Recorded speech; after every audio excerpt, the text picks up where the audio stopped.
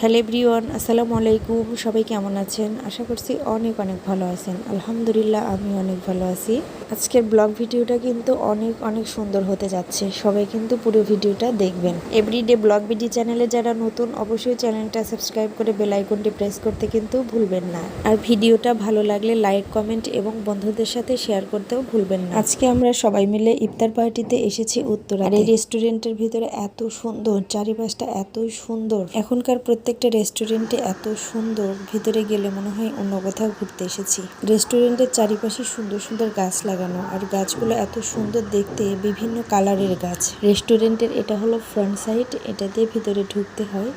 আর সামনে পার্টটাও কিন্তু অনেক সুন্দর, পরিষ্কার পরিচ্ছন্ন, দেখতেও অনেক সুন্দর। মাশাআল্লাহ। এদিকে কিন্তু ইফতারের সময় হয়ে গেছে, সবাই টেবিলে বসে গেছে। এখানে শরবত রয়েছে, তরমুজ রয়েছে, খেজুর রয়েছে। আমার ছেলে তো তরমুজ খায় না, তার আবার এই সমস্যা। তো দিয়েছে অল্প একটু ফলে একটা তরমুজ।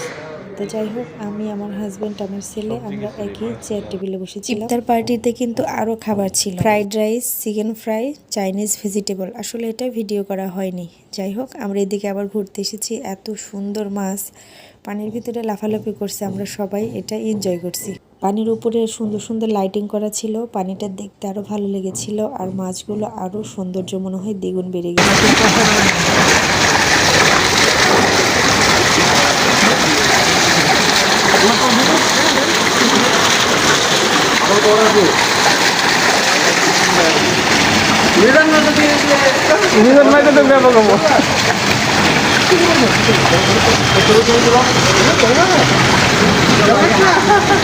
বাসায় এসে কিন্তু পুরাদমে আবার রান্না করতে হয়েছিল। তো আমাদের বাসার নিস্তালা ভাবি আমার জন্য ইফতার পাঠিয়েছিল। প্লেটের উপরে একটা কিন্তু মেহেদি দিয়েছিল।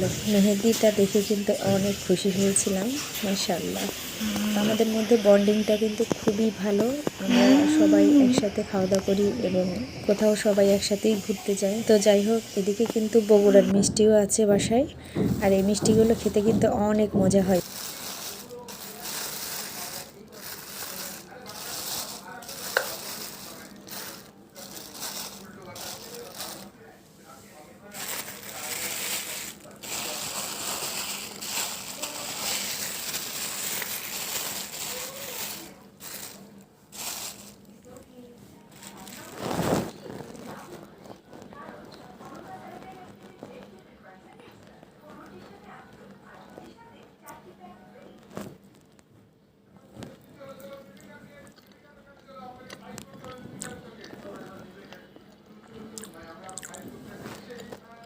সত্যিই কিন্তু মিষ্টিটা অনেক অনেক মজা ছিল। যারা বগুড়ার দই মিষ্টি খেয়েছেন তারা কিন্তু জানেন যে বগুড়ার দই মিষ্টি কতটা মজা হয়। হালিম নিয়ে এসেছে, কোনাবাড়ির হালিম নাকি অনেক মজা হয়। তো দেখি একটু টেস্ট করে কতটা মজা হয়।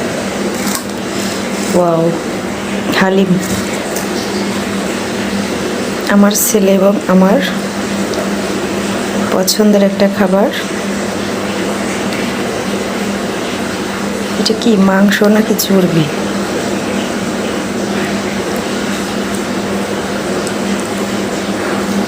চর্বি, শক্ত চর্বি। বিসমিল্লাহ।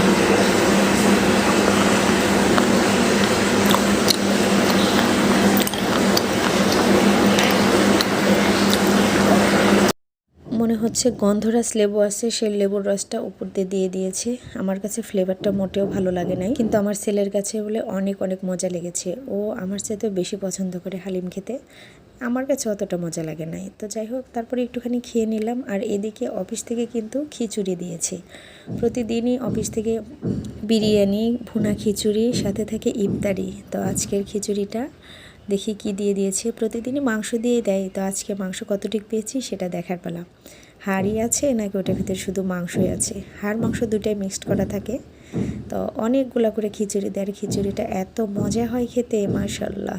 আমার ছেলের বাবা কিন্তু অফিস থেকে যে খাবারই নিয়ে আসুক না কেন, সে কিন্তু একটুও খায়। বিরিয়ানি বলেন, খিচুড়ি বলেন, আমি এবং আমার ছেলেই খেয়ে নেই। বাসায় আমি যেটা রান্না করি সেটা দিয়ে সে ইফতার করে নেয়, তার নাকি ওইটাই ভালো লাগে। আজকের খিচুড়ির ভিতরে মাংস দিয়েছে হলো সিনার মাংস, আর সিনার মাংস কিন্তু হাড়যুক্ত থাকে। হাড়, মাংস, চর্বি তিনটাই কিন্তু ছিল। আর সিনার মাংস খেতে কিন্তু বেশি মজা লাগে। যারা হাড়যুক্ত মাংস খেতে পছন্দ করে তাদের জন্য কিন্তু এই মাংসটাই পারফেক্ট। এদিকে সালাদ বানানো হচ্ছে, তো আমরা মা ছেলে শশা দিয়ে কিন্তু খিচুড়িটা খাচ্ছি। ওখানে পেঁয়াজও রয়েছে, বেগুনও রয়েছে।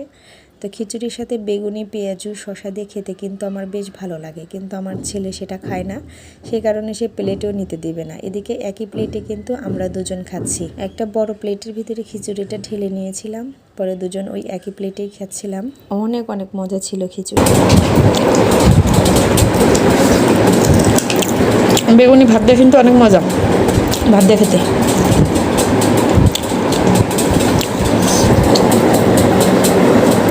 ভাতটা অনেক মজা।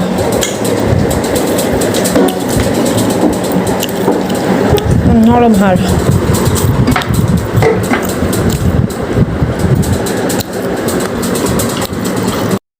খিচুড়ি খাওয়া শেষ করে এদিকে আমি ভর্তা দিয়েছিলাম, সে ভর্তাগুলো নামিয়ে নিয়ে আসলাম ভর্তা বানানোর জন্য। তো আজকের ভর্তা হিসেবে দিয়েছি আমি কচুর মুখি, আর রয়েছে বেগুন, টমেটো।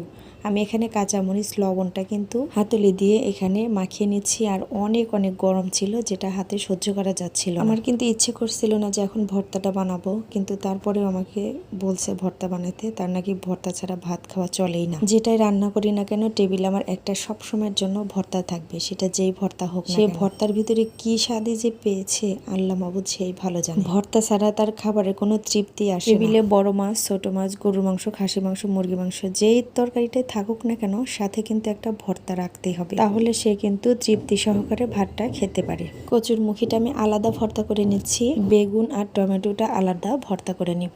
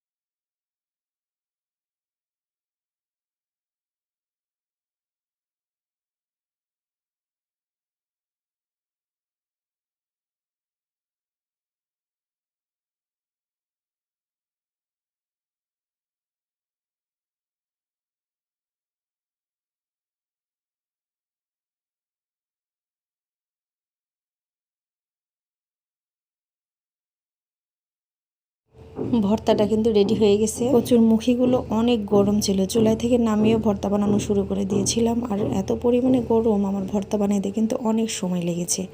তো যাই হোক, আমার কিন্তু ভর্তাটা রেডি। আর এদিকে আমি হাতে মাখিয়ে কচুর মুখি দিয়ে ছোট মাছ রান্না করেছিলাম। আর ছোট মাছের তরকারিটা কিন্তু মাশাল্লাহ হয়ে গেছে। হাতে মাখিয়ে তরকারির মজাটাই কিন্তু অন্যরকম, স্বাদে ঘ্রাণে মাশাল্লাহ ভরপুর ছিল।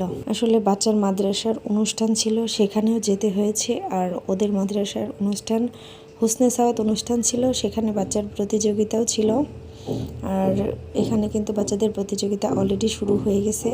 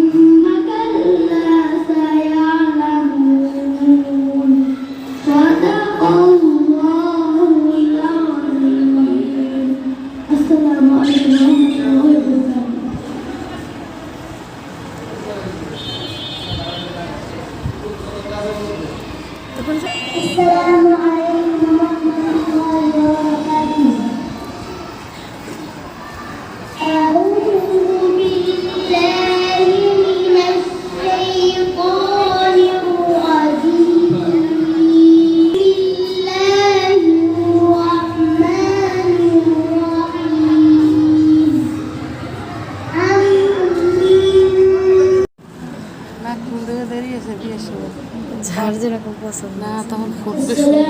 আমার কিছু আমার বিয়ের আগের দিন না কার বাচ্চা